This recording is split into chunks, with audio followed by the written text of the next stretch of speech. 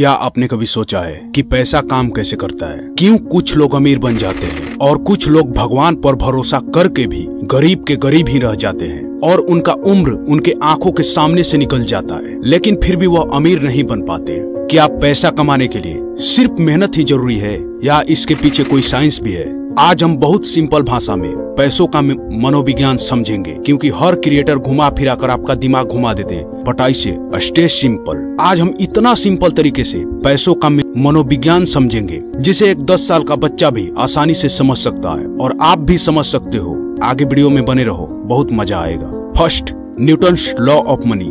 पैसों का न्यूटन नियम। न्यूटन ने कहा था कोई भी वस्तु तब तक रुकी रहेगी जब तक कोई बाहरी बल उसे नहीं हिलाएगा। पैसे के साथ भी यही होता है। अगर आप पैसे को सिर्फ जमा करके रखा तो वह वहीं का वहीं रहेगा, लेकिन अगर आपने उसे इन्वेस्ट किया, सही जगह लगाया तो वह बढ़ेगा।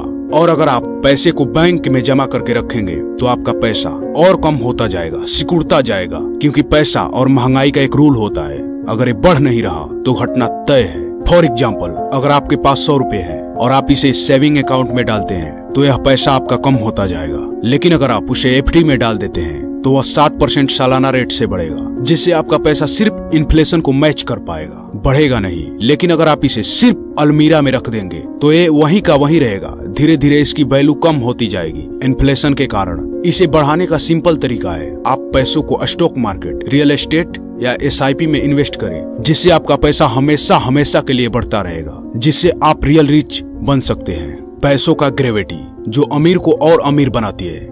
ग्रेविटी एक नेचुरल लॉ है जो हमेशा हमेशा के लिए काम करती है और करती रहेगी। वह हर चीज को अपनी तरफ खींचती है।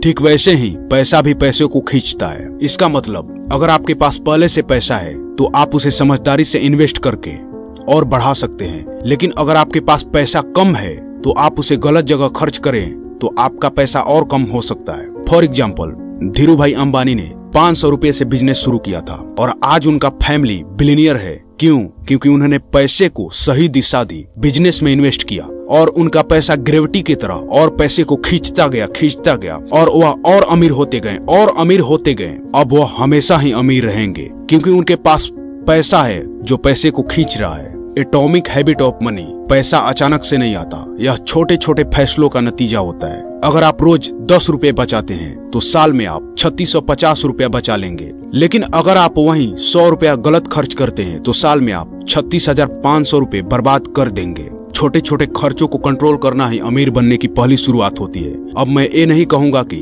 आप पैसे को खर्चना बंद कर दो, क्योंकि एक होती है जरूरत और एक होती है ख्वाहिश। जरूरत होता है और ख्वाहिश पाला जाता है, इसलिए पहले सिर्फ जरूरतों पर ध्यान दो और धीरे धीरे अपने वेल्थ को बड़ा करो।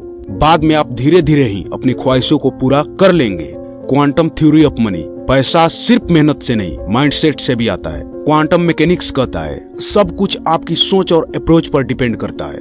अगर आप सोचते हैं कि मैं अमीर बन सकता हूँ तो आप पैसा कमाने का तरीका खोजेंगे और यही माइंडसेट आपको अमीर बनने का पहला कदम होगा। लेकिन अगर आप सोचते हैं कि आप अमीर नहीं बन सकते तो आप इस पर ध्यान देंगे कि आप अमीर क्यों नहीं बन सकते हैं और क्या क्या चीज आपके पास नहीं है। लेकिन अगर आप सोचते हैं कि पैसा कमाना बिल्कुल मुश्किल है तो आप पैसा कमाने के लिए कभी कोशिश भी नहीं करेंगे। पैसा का ऊर्जा नियम, law of energy exchange. Energy नष्ट नहीं होता, सिर्फ एक रूप से दूसरे रूप में ट्रांसफॉर्म हो सकता है। पैसे के साथ भी यही होता है। जब आप किसी चीज के लिए पैसा देते हैं तो आप वैल्यू खरीद रहे होते हैं। जब आप किसी को अपना सर्विस देते हैं तो आप उसके बदले पैसा कमाते हैं। इसीलिए अगर आप ज्यादा पैसा कमाना चाहते हैं तो आपको दूसरे को ज्यादा वैल्यू देनी होगी, ज्यादा और अच्छा सर्विस देनी होगी। और दुनिया में अमीर बनने का इससे बड़ा रूल हो ही नहीं सकता। पैसा कमाने का अंतिम मंत्र, अमीर बनने का साइंटिफिक तरीका, पैसा बचाओ, उसे इन्वेस्ट करो और उसे बढ़ने दो। दूसरा, गलत खर्चा से बचो। छोटे खर्चा भी बड़ा असर डाल सकते हैं जब तक आप अपना एक सस्टेनेबल वेल्थ क्रिएट नहीं कर लेते। अपनी सोच बदलो, पैसा कमाने का नया तरीका खोजो और किसी एक स्किल में मास्टर बनो। अपनी स्किल्स को बढ़ाओ, क्योंकि पैसा सिर्फ मेहनत से नहीं, वैल्यू से आता है। अगर आपको यह वीडियो पसंद आया हो तो लाइक, शेयर करें और सब्सक्राइब करना ना भूलें।